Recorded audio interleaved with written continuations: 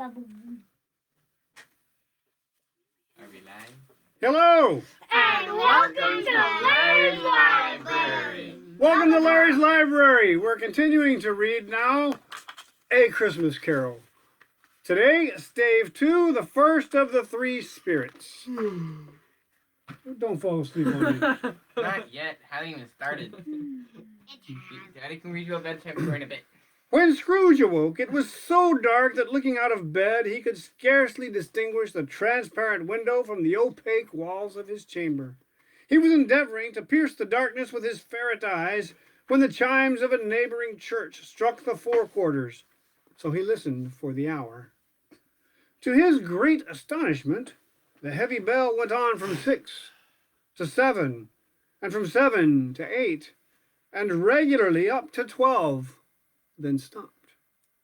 12? It was past 2 when he went to bed. The clock was wrong. An icicle must have got into the works. 12! He touched the spring of his repeater to correct this most preposterous clock. Its rapid little pulse beats 12 and stopped. Why, it isn't possible, said Scrooge, that I can have slept through a whole day and far into another night. It isn't possible that anything that has happened to the sun, and this is 12 at noon. The idea being an alarming one, he scrambled out of bed and groped his way to the window. He was obliged to rub the frost off with the sleeve of his dressing gown before he could see anything, and could see very little then. All he could make out was that it was still very foggy and extremely cold, and that there was no noise of people running to and fro and making a great stir, as there unquestionably would have been if night had beaten off bright day and taken possession of the world. This was a great relief, because 3 days after sight of this first of exchange paid to Mr. Ebenezer Scrooge or his order, and so forth, would have become a mere United States security if there were no days to count by. Scrooge went to bed again and thought, and thought, and thought it over and over, and could make nothing of it. The more he thought, the more perplexed he was, and the more he endeavored not to think, the more he thought. Marley's ghost bothered him exceedingly. Every time he resolved within himself, after mature inquiry, that it was all a dream, his mind flew back, like a strong spring released, to its first position, and presented the same problem to be worked all through. Was it a dream or not? Scrooge lay in this state until the chime had gone 3 quarters more, when he remembered on a sudden that the ghost had warned him of a visitation when the bell tolled 1. He resolved to lie awake until the hour was past, and considering that he could no more go to sleep than go to heaven, this was perhaps the wisest resolution in his power. The quarter was so long that he was more than once convinced he must have sunk into a doze unconsciously and missed the clock. At length it broke upon his listening ear. Ding dong. 1/4 past, said Scrooge, counting. Ding dong. 1/2 past, said Scrooge. Ding dong. 1/4 to it, said Scrooge. Ding dong. The hour itself, said Scrooge triumphantly, and nothing else. He spoke before the bell sounded, which it now did with a deep, dull, hollow, melancholy one. Light flashed up in the room upon the instant, and the curtains of his bed were drawn. The curtains of his bed were drawn aside, I tell you, by a hand. Not the curtains at his feet, nor the curtains at his back, but those to which his face was addressed. The curtains of his bed were drawn aside, and Scrooge, starting up into a half-recumbent attitude, found himself face to face with the unearthly visitor who drew them, as close to it as I am now to you. And I am standing in the spirit at your elbow. It was a strange figure, like a child, yet not so like a child as like an old man, viewed through some supernatural medium which gave him the appearance of having receded from the view and being diminished to a child's proportions. Its hair, which hung about its neck and down its back, was white as if with age, and yet the face had not a wrinkle in it, and the tenderest bloom was on the skin. The arms were very long and muscular, the hands the same, as if its hold were of uncommon strength.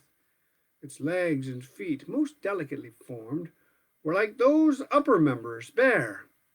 It wore a tunic of the purest white, and round its waist was bound a lustrous belt, the sheen of which was beautiful. It held a branch of fresh green holly in its hand, and in singular contradiction of that wintry emblem, had its dress trimmed with summer flowers. But the strangest thing about it was that from the crown of its head there sprung a bright, clear jet of light, by which all this was visible, and which was doubtless the occasion of its using in its duller moments a great extinguisher for a cap which it now held under its arm. Even this, though, when Scrooge looked at it with increasing steadiness, was not its strangest quality. For as its belt sparkled and glittered now in one part and now in another, and what was light one instant at another time was dark, so the figure itself fluctuated in its distinctness, being now a thing with one arm, now with one leg, now with 20 legs, now a pair of legs without a head, now a head without a body, of which dissolving parts no outline would be visible in the dense gloom wherein they melted away. And in the very wonder of this, it would be itself again, distinct and clear as ever. "Are you the spirit, sir, whose coming was foretold to me?" asked Scrooge. "I am." The voice was soft and gentle, singularly low, as if instead of being so close beside him, it were at a distance. "Who and what are you?" Scrooge demanded. "I am the ghost of Christmas past." "Long past?" inquired Scrooge, observant of its dwarfish stature. "No, your past." Perhaps Scrooge could not have told anybody why, if anybody could have asked him, but he had a special desire to see the spirit in his cap and begged him to be covered. "What?" exclaimed the ghost. "Would you so soon put out with worldly hands the light I give? Is it not enough that you are one of those whose passions made this cap, and forced me through whole trains of years to wear it low upon my brow?" Scrooge reverently disclaimed all intention to offend or any knowledge of having wilfully bonneted the spirit at any period of his life. He then made bold to inquire what business brought him there. "Your welfare," said the ghost. Scrooge expressed himself much obliged, but could not help thinking that a night of unbroken rest would have been more conducive to that end. The spirit must have heard him thinking, for it said immediately, "Your reclamation, then. Take heed." It put out its strong hand as it spoke, and clasped him gently by the arm. "Rise and walk with me." It would have been in vain for Scrooge to plead that the weather and the hour were not adapted to pedestrian purposes, that bed was warm and the thermometer a long way below freezing, that he was clad but lightly in his slippers, dressing gown, and nightcap, and that he had a cold upon him at that time. The grasp, though gentle as a woman's hand, was not to be resisted. He rose, but finding that the spirit made towards the window, clasped his robe in supplication. "I am mortal," Scrooge remonstrated, "and liable to fall." "Bear but a touch of my hand there," said the spirit, laying it upon his heart, "and you shall be upheld in more than this." As the words were spoken, they passed through the wall and stood upon an open country road, with fields on either hand. The city had entirely vanished. Not a vestige of it was to be seen. The darkness and the mist had vanished with it, for it was a clear, cold winter day with snow upon the ground. Good heaven, said Scrooge, clasping his hands together as he looked about him. I was bred in this place. I was a boy here. The spirit gazed upon him mildly. Its gentle touch, though it had been light and instantaneous, appeared still present to the old man's sense of feeling. He was conscious of 1,000 odors floating in the air, each one connected with 1,000 thoughts and hopes and joys and cares long, long forgotten. Your lip is trembling, said the ghost. And what is that upon your cheek? I've got the voices wrong. Your lip is trembling, said the ghost. And what is that upon your cheek? Scrooge muttered, with an unusual catching in his voice, that it was a pimple, and begged the ghost to lead him where he would. You recollect the way? Inquired the spirit. Remember it, cried Scrooge with fervor. I could walk it blindfolded. Strange to have forgotten it for so many years, observed the ghost. Let us go on. They walked along the road, Scrooge recognizing every gate and post and tree, until a little market town appeared in the distance with its bridge, its church, and winding river. Some shaggy ponies now were seen trotting towards them with boys upon their backs, who called to other boys in country gigs and carts driven by farmers. All these boys were in great spirits and shouted to each other until the broad fields were so full of merry music that the crisp air laughed to hear it. These are but shadows of things that have been, said the ghost. They have no consciousness of us. The jocund travelers came on, and as they came, Scrooge knew and named them every one. Why was he rejoiced beyond all bounds to see them? Why did his cold eye glisten, and his heart leap up as they went past? Why was he filled with gladness when he heard them give each other Merry Christmas as they parted at crossroads and byways for their several homes? What was Merry Christmas to Scrooge? Out upon Merry Christmas! What good had it ever done to him? The school is not quite deserted, said the ghost. A solitary child, neglected by his friends, is left there still. Scrooge said he knew it, and he sobbed. They left the high road by a well-remembered lane and soon approached a mansion of dull red brick with a light weathercock-surmounted cupola on the roof and a bell hanging on it. It was a large house, but one of broken fortunes, for the spacious offices were little used, their walls were damp and mossy, their windows broken and their gates decayed. Fowls clucked and strutted in the stables, and the coach houses and the sheds were overrun with grass. Nor was it more retentive of its ancient state within, for entering the dreary hall and glancing through the open doors of many rooms, they found them poorly furnished, cold, and vast. There was an earthy savor in the air, a chilly bareness in the place, which associated itself somehow with too much getting up by candlelight and not too much to eat. They went, the ghost and Scrooge, across the hall to a door at the back of the house. It opened before them and disclosed a long, bare, melancholy room, made barer still by lines of plain deal forms and desks. At one of these a lonely boy was reading near a feeble fire, and Scrooge sat down upon a form and wept to see his poor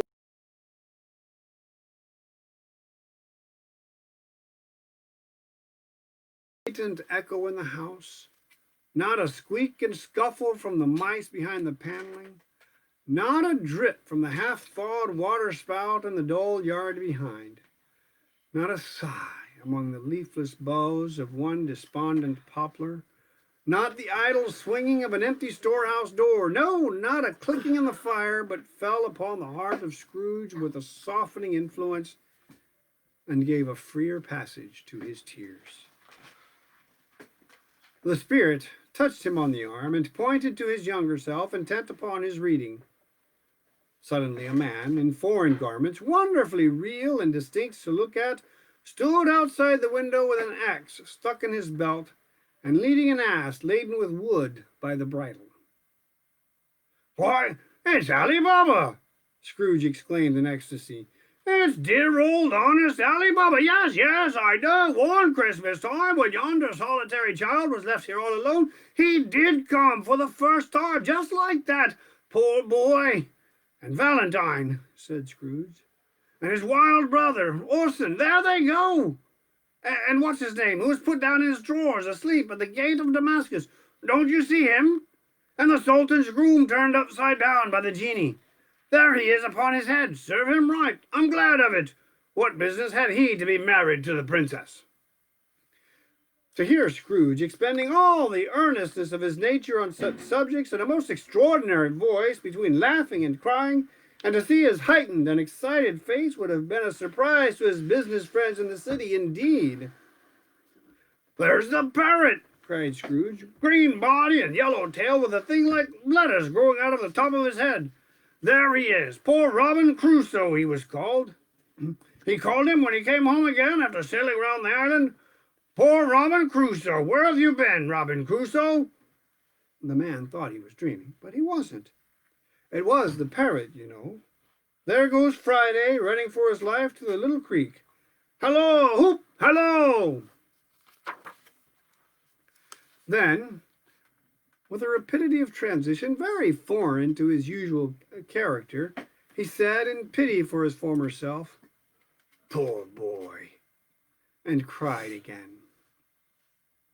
"I wish," Scrooge muttered, putting his hand in his pocket and looking about him after drying his eyes with his cuff, "but it's too late now." "What is the matter?" asked the spirit. "Nothing," said Scrooge, "nothing. There was a boy singing a Christmas carol at my door last night. I should like to have given him something, that's all." The ghost smiled thoughtfully and waved its hand, saying as it did so, "Let us see another Christmas." Scrooge's former self grew larger at the words, and the room became a little darker and more dirty. The panels shrunk, the windows cracked, fragments of plaster fell out of the ceiling, and the naked laths were shown instead. But how all this was brought about, Scrooge knew no more than you do. He only knew that it was quite correct, that everything had happened so, that there he was, alone again, when all the other boys had gone home for the jolly holidays. He was not reading now, but walking up and down despairingly. Scrooge looked at the ghost, and with a mournful shaking of his head, glanced anxiously towards the door. It opened, and a little girl, much younger than the boy, came darting in, and putting her arms about his neck, and often kissing him, addressed him as her "dear, dear brother." "I have come to bring you home, dear brother," said the child, clapping her tiny hands and bending down to laugh. "To bring you home, home, home." "Home, little Fan?" returned the boy. "Yes," said the child, brimful of glee. "Home, for good and all. Home for ever and ever. Father is so much kinder than he used to be, that home's like heaven. He spoke so gently to me one dear night that when I was going to bed, that I was not afraid to ask him once more if you might come home. And he said, yes, you should, and sent me in a coach to bring you. And you're to be a man," said the child, opening her eyes, "and are never to come back here. But first, we're to be together all the Christmas long, and have the merriest time in all the world." "You are quite a woman, little Fan," exclaimed the boy. She clapped her hands and laughed, and tried to touch his head, but being too little, laughed again, and stood on tiptoe to embrace him. Then she began to drag him in her childish eagerness towards the door, and he, nothing loth to go, accompanied her. A terrible voice in the hall cried, "Bring down Master Scrooge's box there!" And in the hall appeared the schoolmaster himself, who glared on Master Scrooge with a ferocious condescension, and threw him into a dreadful state of mind by shaking hands with him. He then conveyed him and his sister into the veriest old well of a shivering best parlour that ever was seen, where the maps upon the wall, and the celestial and terrestrial globes in the windows were waxy with cold. Here he produced a decanter of curiously light wine and a block of curiously heavy cake, and administered installments of those dainties to the young people, at the same time sending out a meagre servant to offer a glass of something to the postboy, who answered that he thanked the gentleman, but if it was the same tap as he had tasted before, he had rather not. Master Scrooge's trunk being by this time tied onto the top of the chaise, the children bade the schoolmaster goodbye right willingly, and getting into it, drove gaily down the garden sweep, the quick wheels dashing the hoar-frost and snow from off the dark leaves of the evergreens like spray. "Always a delicate creature, whom a breath might have withered," said the ghost, "but she had a large heart." "So she had," cried Scrooge. "You're right. I will not gainsay it, Spirit. God forbid." "She died a woman," said the ghost, "and had, as I think, children." "One child," Scrooge returned. "True," said the ghost. "Your nephew." Scrooge seemed uneasy in his mind, and answered briefly, "Yes." Although they had but that moment left the school behind them, they were now in the busy thoroughfares of a city, where shadowy passengers passed and repassed, where shadowy carts and coaches battled for the way, and all the strife and tumult of a real city were. It was made plain enough by the dressing of the shops that here too it was Christmas time again, but it was evening, and the streets were lighted up. The ghost stopped at a certain warehouse door and asked Scrooge if he knew it. "Know it?" said Scrooge. "Was I apprenticed here?" They went in, at sight of an old gentleman in a Welsh wig sitting behind such a high desk that if he had been 2 inches taller he must have knocked his head against the ceiling. Scrooge cried in great excitement, "Why, it's old Fezziwig! Bless his heart, it's Fezziwig, alive again!" Old Fezziwig laid down his pen and looked up at the clock, which pointed to the hour of 7. He rubbed his hands, adjusted his capacious waistcoat, laughed all over himself, from his shoes to his organ of benevolence, and called out in a comfortable, oily, rich, fat, jovial voice, "Yo there, Ebenezer! Dick!" Scrooge's former self, now grown a young man, came briskly in, accompanied by his fellow prentice. "Dick Wilkins, to be sure," said Scrooge to the ghost. "Bless me, yes, there he is. He was very much attached to me, was Dick. Poor Dick, dear, dear." "Yo-ho, my boys," said Fezziwig. "No more work tonight. Christmas Eve, Dick. Christmas, Ebenezer. Let's have the shutters up," cried old Fezziwig, with a sharp clap of his hands, "before a man can say Jack Robinson." You wouldn't believe how those two fellows went at it. They charged into the street with the shutters. 1, 2, 3, had 'em up in their places. 4, 5, 6, barred 'em and pinned 'em. 7, 8, 9, and came back before you could have got to 12, panting like racehorses. "Hilly-ho!" cried old Fezziwig, skipping down from the high desk with wonderful agility. "Clear away, my lads, and let's have lots of room here. Hilly-ho, Dick! Cheer up, Ebenezer!" Clear away. There was nothing they wouldn't have cleared away, or couldn't have cleared away, with old Fezziwig looking on. It was, bless you, it was done in a minute. Every movable was packed off as if it were dismissed from public life forevermore. The floor was swept and watered, the lamps were trimmed, fuel was heaped upon the fire, and the warehouse was as snug and warm and dry and bright a ballroom as you would desire to see upon a winter's night. In came a fiddler with a music book, and went up to the lofty desk and made an orchestra of it, and tuned like 50 stomach aches. In came Mrs. Fezziwig, one vast substantial smile. In came the 3 Miss Fezziwigs, beaming and lovable. In came the 6 young followers, whose hearts they broke. In came all the young men and women employed in the business. In came the housemaid with her cousin, the baker. In came the cook with her brother's particular friend, the milkman. In came the boy from over the way, who was suspected of not having board enough from his master, trying to hide himself behind the girl from next door. But one, who was proved to have had her ears pulled by her mistress. In they all came, one after another, some shyly, some boldly, some gracefully, some awkwardly, some pushing, some pulling. In they all came, anyhow and everyhow. Away they all went, 20 couple at once. Hands half round and back again the other way, down the middle and up again, round and round in various stages of affectionate grouping. Old top couple always turning up in the wrong place. New top couple starting off again as soon as they got there. All top couples at last, and not a bottom one to help them.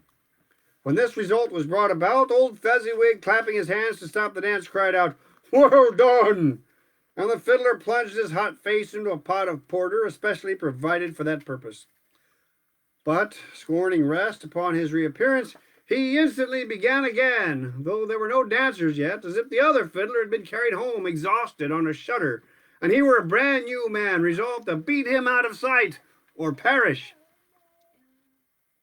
There were more dances, there were forfeits and more dances, and there was cake, and there was negus, and there was a great piece of cold roast, and there was a great piece of cold boiled, and there were mince pies and plenty of beer. But the great effect of the evening came after the roast and boiled, when the fiddler, an artful dog, mind, the sort of man who knew his business better than you or I could have told it to him, struck up Sir Roger de Coverley. That old Fezziwig stood out to dance with Mrs. Fezziwig, top couple too, with a good stiff piece of work cut out for them, 3 or 4 and 20 pair of partners, people who were not to be trifled with, people who would dance and had no notion of walking.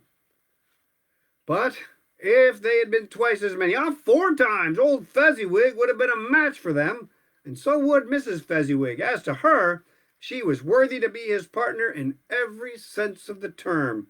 If that's not high praise, tell me higher and I'll use it. A positive light appeared to issue from Fezziwig's calves. They shone in every part of the dance like moons. You couldn't have predicted at any given time what would become of them next. And when old Fezziwig and Mrs. Fezziwig had gone all through the dance, advance and retire, hold hands with your partner, bow and curtsy, corkscrew, thread the needle, and back again to your place, Fezziwig cut so deftly that he appeared to wink with his legs, and came upon his feet again without a stagger. When the clock struck 11, this domestic ball broke up. Mr. and Mrs. Fezziwig took their stations, one on either side of the door, and shaking hands with every person individually as he or she went out, wished him or her a Merry Christmas.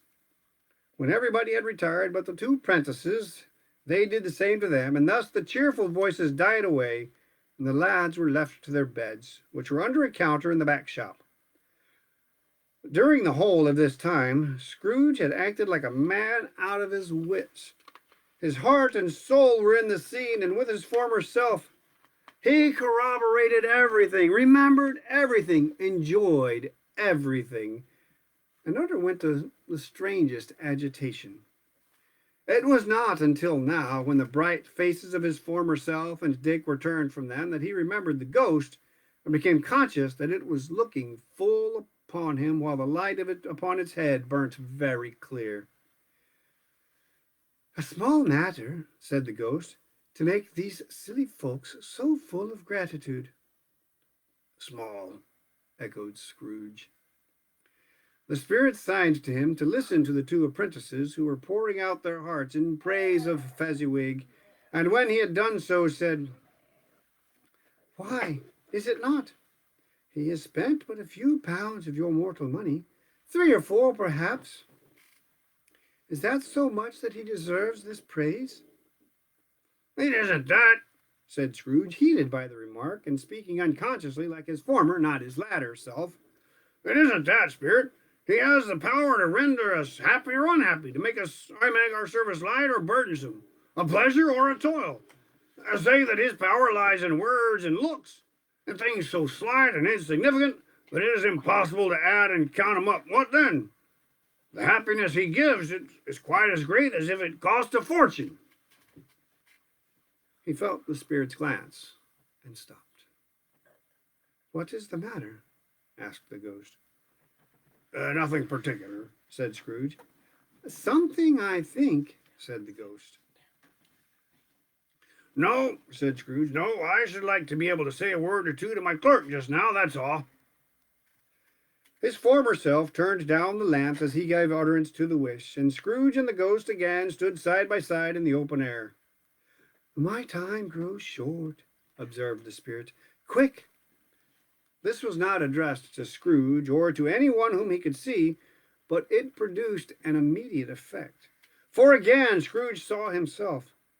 He was older now, a man in the prime of life. His face had not the harsh and rigid lines of later years, but it had begun to wear the signs of care and avarice. There was an eager, greedy, restless motion in the eye which showed the passion that had taken root and where the shadow of the growing tree would fall. He was not alone, but sat by the side of a fair young girl in a mourning dress, in whose eyes there were tears which sparkled in the light that shone out of the ghost of Christmas past. It matters little, she said softly. To you, very little. Another idol has displaced me, and if it can cheer and comfort you in time to come, as I would have tried to do, I have no just cause to grieve. What idol has displaced you? He rejoined. A golden one. This is the even-handed dealing of the world, he said. There is nothing on which it is so hard as poverty, and there is nothing it professes to condemn with such severity as the pursuit of wealth. You fear the world too much, she answered gently. All your other hopes have merged into the hope of being beyond the chance of its sordid reproach. I have seen your nobler aspirations fall off one by one, until the master passion gain engrosses you, have I not? What then? He retorted. Even if I have grown so much wiser, what then? I am not changed towards you. She shook her head. Am I? Our contract is an old one. It was made when we were both poor and content to be so, until in good season we could improve our worldly fortune by our patient industry. You are changed. When it was made, you were another man. I was a boy, he said impatiently. Your own feeling tells you that you were not what you are, she returned. I am. That which promised happiness when we were one in heart is fraught with misery now that we are two. How often and how keenly I have thought of this, I will not say. It is enough that I have thought of it and can release you. Have I ever sought release? In words, no, never. In what, then? In a changed nature, in an altered spirit, in another atmosphere of life, another hope as its great end, in everything that made my love of any worth or value in your sight. If this had never been between us, said the girl, looking mildly but with steadiness upon him, tell me, would you seek me out and try to win me now? Ah, no. He seemed to yield to the justice of this supposition in spite of himself, but he said with a struggle, You think not? I would gladly think otherwise if I could, she answered. Heaven knows, when I have learned a truth like this, I know how strong and irresistible it must be. But if you were free today, tomorrow, yesterday, can even I believe that you would choose a dowerless girl? You, who in your very confidence with her weigh everything by gain, or choosing her if for a moment you were false enough to your one guiding principle to do so, do I not know that your repentance and regret would surely follow? I do, and I release you, with a full heart, for the love of him you once were. He was about to speak, but with her head turned from him, she resumed. You may. The memory of what is past half makes me hope you will have pain in this. A very, very brief time, and you will dismiss, bless you, and you will dismiss the recollection of it gladly as an unprofitable dream from which it happened well that you awoke. May you be happy in the life you have chosen. She left him, and they parted. Spirit, said Scrooge, show me no more. Conduct me home. Why do you delight to torture me? One shadow more, exclaimed the ghost. No more, cried Scrooge. No more. I don't wish to see it. Show me no more. But the relentless ghost pinioned him in both his arms and forced him to observe what happened next. They were in another scene and place, a room not very large or handsome, but full of comfort. Near to the winter fire sat a beautiful young girl, so like that lass that Scrooge believed it was the same, until he saw her, now a comely matron, sitting opposite her daughter. The noise in this room was perfectly tumultuous, for there were more children there than Scrooge in his agitated state of mind could count. And unlike the celebrated herd in the poem, they were not 40 children conducting themselves like one, but every child was conducting itself like 40. I understand that. The consequences were uproarious beyond belief. But no one seemed to care. On the contrary, the mother and daughter laughed heartily and enjoyed it very much, and the latter, soon beginning to mingle in the sports, got pillaged by the young brigands most ruthlessly. What would I not have given to be one of them? Though I never could have been so rude. No, I wouldn't for the wealth of all the world have crushed that braided hair and torn it down. And for the precious little shoe, I wouldn't have plucked it off. God bless my soul to save my life. As to measuring her waist in sport as they did, bold young brood, I couldn't have done it. I should have expected my arm to have grown round it for a punishment and never come straight again. And yet I should have dearly liked, I own, to have touched her lips, to have questioned her that she might have opened them, to have looked upon the lashes of her downcast eyes and never raised a blush, to have let loose waves of hair, an inch of which would be a keepsake beyond price.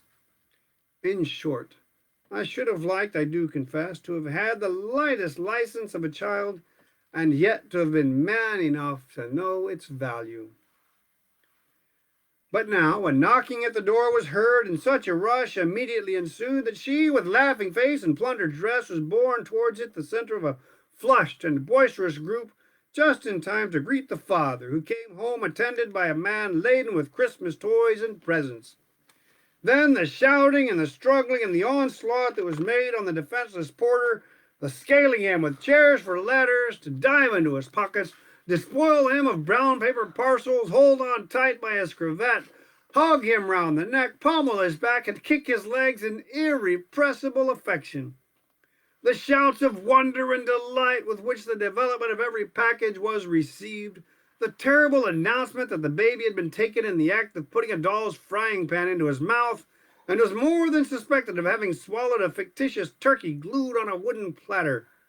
The immense relief of finding this a false alarm, the joy and gratitude and ecstasy, they are all indescribable alike. It is enough that by degrees the children and their emotions got out of the parlor, and by one stair at a time up to the top of the house, where they went to bed, and so subsided. And now Scrooge looked on more attentively than ever when the master of the house, having his daughter leaning fondly on him, sat down with her and her mother at his own fireside, and when he thought that such another creature, quite as graceful and as full of promise, might have called him father and been a springtime in the haggard winter of his life, his sight grew very dim indeed. "Well," said the husband, turning to his wife with a smile, "I saw an old friend of yours this afternoon." "Who was it?" "Yes." "How can I, Tut? I don't know. Don't I know?" she added in the same breath, laughing as he laughed. "Mr. Scrooge." Mr. Scrooge it was. I passed his office window, and as it was not shut up and he had a candle inside, I could scarcely help seeing him. His partner lies upon the point of death, I hear, and there he sat alone, quite alone in the world, I do believe. "Spirit," said Scrooge in a broken voice, "remove me from this place." "I told you these were shadows of the things that have been," said the ghost. "That they are what they are. Do not blame me."